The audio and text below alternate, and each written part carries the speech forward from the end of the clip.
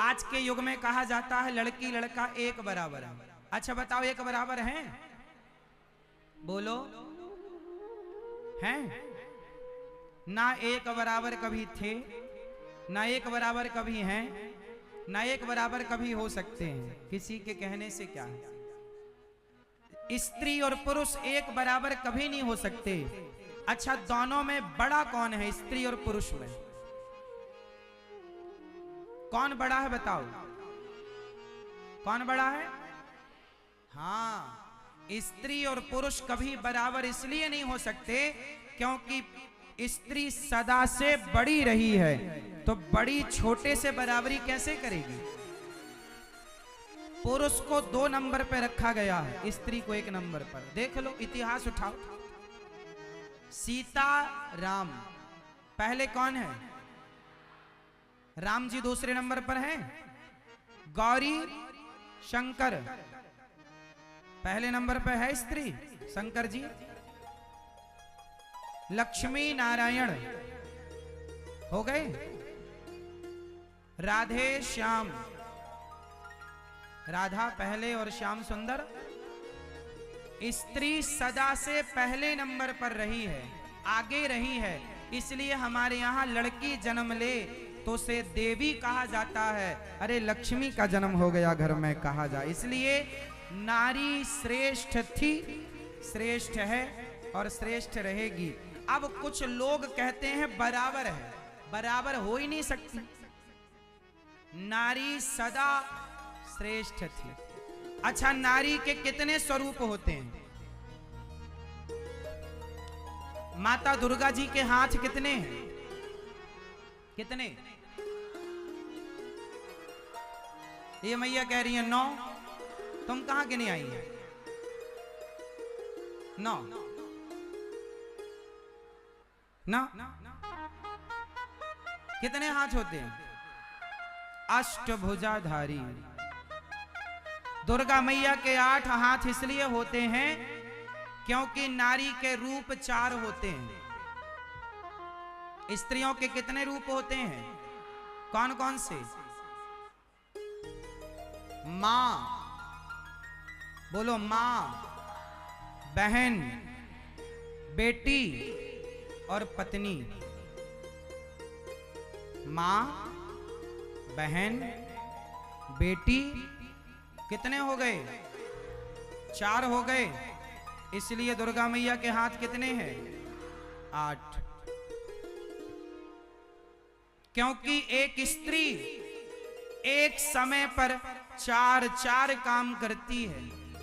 पति को भी संभालती है, पुत्र को भी संभालती है, सास ससुर को भी संभालती है और गृहस्थी भी संभालती है। 4 को एक साथ संभालती तो 8 भुजाधारी हर स्त्री है। स्त्री, सारी स्त्रियां अष्टभुजाधारी होती हैं, एक समय पे 4 काम करती हैं। वो पत्नी का फर्ज भी पूरा करती है, माँ का फर्ज भी पूरा करती है, बहन का फर्ज भी पूरा करती है और बेटी का फर्ज भी पूरा करती है। एक स्त्री है जो अपने हर कर्तव्यों को, हर फर्ज को ठीक ठीक से निभाने की कोशिश करती है। बेटा जन्म लेता है भाग्य से और बेटियां जन्म लेती हैं सौभाग्य। 100 मीन्स 100 भाग्य से। सौभाग्य जब इकट्ठे होते तब बेटी का जन्म होता, सौभाग्य। और एक भाग्य से बेटा। इसलिए बेटी हो तो बोझ ना समझा करो। हर बेटी के किस्मत में बाप होता है, पर हर बाप की किस्मत में बेटियां नहीं होती। हर बेटी की किस्मत में बाप होता है, पर हर बाप की किस्मत में बेटियां। कई बार लोग चाहते हैं कि हमारी बेटी हो, पर नहीं होती। इसलिए जिसके हैं वो भाग्यशाली हैं। खूब सेवा करो बेटियों की, खूब पढ़ाओ लिखाओ, योग्य बनाओ। और बेटियों की आपकी भी जिम्मेदारी है कि अपने माँ बाप का दिल ना तोड़ा करो। जब तुम किसी लड़के के साथ भाग जाती हो ना, तब बेटियों पर से विश्वास माँ बाप का उठ जाता है कि आज उसकी बेटी भाग गई, कल हमारी ना चली जाए। इसलिए वरना बेटियां तो बेटियां होती हैं। बेटा एक कुल की जिम्मेदारी निभाता है। आज भी बेटियां हैं जो दो दो कुलों की जिम्मेदारी निभाती हैं। माँ बाप को जरा कष्ट हो ना तो बेटी का हृदय कांप जाता है कि माँ बाप को बड़ी तकलीफ हो गई। माँ बाप के लिए आज भी बेटी तड़पती है। बेटों का क्या, बाप का दिल तोड़ देते हैं, पर बेटी लाख बार सोचेगी दिल तोड़ने के लिए। कुछ बेटियां समाज में ऐसी हैं जो माँ बाप की छाती पर खंजर मारकर किसी दो कौड़ी के लड़के के साथ भाग जाती हैं। समाज में ऐसी लड़कियां भी हैं, पर ऐसी लड़कियां भी हैं जो आज भी दोनों कुलों को लेकर चल रही हैं, दोनों कुलों का गौरव है, सम्मान बढ़ा रही है। इसलिए बेटा एक कुल को तारता है, बेटियां दो कुल को तारती हैं। आज भी हमारे शास्त्रों में यह बात लिखी है कि गया जी में यदि किसी का बेटा नहीं है तो बेटी अपने माँ बाप का श्राद्ध पिंडदान कर सकती है। सिर्फ गया जी में बेटियां करती, बेटा नहीं है तो बेटी कर सकती है माँ बाप का श्राद्ध, तर्पण, पिंडदान, सिर्फ गया जी में। तो ये बेटियां, इसलिए एक लड़की ने मेरे से कहा कि महाराज हमारे माँ बाप बड़ा पक्षपात करते हैं। हमारा भाई रात के 10 बजे आता है तो कोई कहना सुनना नहीं होता किसी का, पर मैं जरा 10 मिनट लेट हो जाऊं तो मेरी मम्मी मेरे पापा मेरे ऊपर इतना दबाव बनाते हैं, कहाँ चली गई थी, कहाँ थी, बड़ा परेशान करते हैं। मम्मी तो मार भी लगा देती है कई बार। बेटी बड़ी दुखी हो गई, मेरे माँ बाप बड़ा पक्षपात करते हैं। मेरा भाई लड़कों का कोई बोल बाला नहीं है कि कभी भी आए कभी भी जाएं, उनका तो घर में बड़ा रुतबा है, बेटा है, हम बेटियों को दबा के रखा जाता है। महाराज जी ऐसा क्यों? वो एक लड़की ने मेरे से पूछा था तो मैंने उसको समझाया। मैंने कहा बेटा लड़के का बिगड़ेगा तो कितना बिगड़ेगा। सरिया की दुकान में सरिया में जंग लगेगी तो लोहा कम कीमत का जाएगा तो कम कितना होगा। जंग लगा सरिया बिकेगा तो कितना कम बिकेगा, रुपए 2 रुपए कम बिकेगा, 10 रुपए कम बिकेगा, और क्या होगा। सरिया की दुकान में सरिया दुकान के बाहर होता है, जबकि हीरे की दुकान में हीरा दुकान के भीतर, तिजोरी के भीतर लाल सी डब्बी में होता है। मैंने कहा हीरा छोटा होता है, उसे दुकान के भीतर रखा जाता है। बेटी जो होती है ना, बेटा सरिया की तरह होता है, किसकी कीमत कम होगी तो कितना कम होगी, है ना। पर एक बार यदि हीरा टूट गया, एक बार हीरा चटक गया तो समाप्त हो गया, कोई कीमत नहीं मिलेगी उसकी। बेटी वो हीरा है जो दोनों कुलों को तारने वाली है। इसलिए माँ बाप तुम्हें संभाल के अंदर घर में रखते हैं, क्योंकि तुम बाहर का सामान हो ही नहीं, तुम तो भीतर की अमानत हो।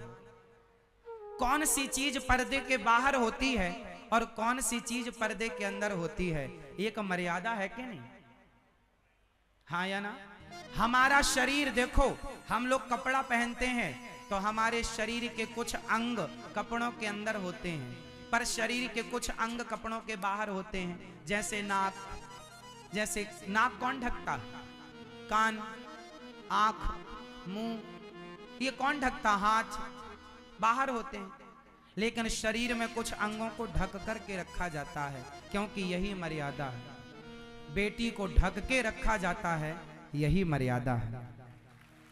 अब कोई प्रदर्शन करे तो ये प्रदर्शन का सब्जेक्ट है नहीं, पर कोई प्रदर्शित करे तो करे। आज तो बेटियां कैसे कैसे कपड़े पहना के माँ बाप घुमाते हैं, आप सब जानते हैं, कहने की जरूरत नहीं है। पर कुछ चीजें पर्दे में मर्यादा में रहें तो अच्छी लगती हैं। चाहे बेटी कितनी सुंदर हो, उसे घर घर घुमाना ना चाहिए। चाहे बेटा कितना प्यारा हो, उसे सिर पर चढ़ाना ना चाहिए। ये परंपराएं बनी। तो जो जहां की चीज है वहां अच्छी लगती है, क्यों मेरी मां। इसलिए बेटियों के ऊपर 2 कुलों का भार है, इसलिए आपको थोड़ा मर्यादा में रहना चाहिए। किसी से भी कुछ भी नहीं बोलना चाहिए। किसी पुरुष से आप हंसकर बोलेंगी ना तो वो पुरुष हो सकता है आपकी हंसी का गलत अर्थ लगा ले, अरे ये तो मुझे देख के हंस रही है, मतलब इसका इरादा कुछ और है। आप भले उसके भाई मानकर उसकी तरफ देखकर मुस्कुराओ, पर सामने वाला आपकी हंसी का गलत अर्थ लगा के कल आपके तरफ कुछ भी कह सकता है। इसलिए बेटियों को अपनी हर मर्यादा में रहना चाहिए। जगह गलत हो तो हंसना भी नहीं है। द्रौपदी ने गलत जगह पर हंसी तो महाभारत खड़ा हो गया।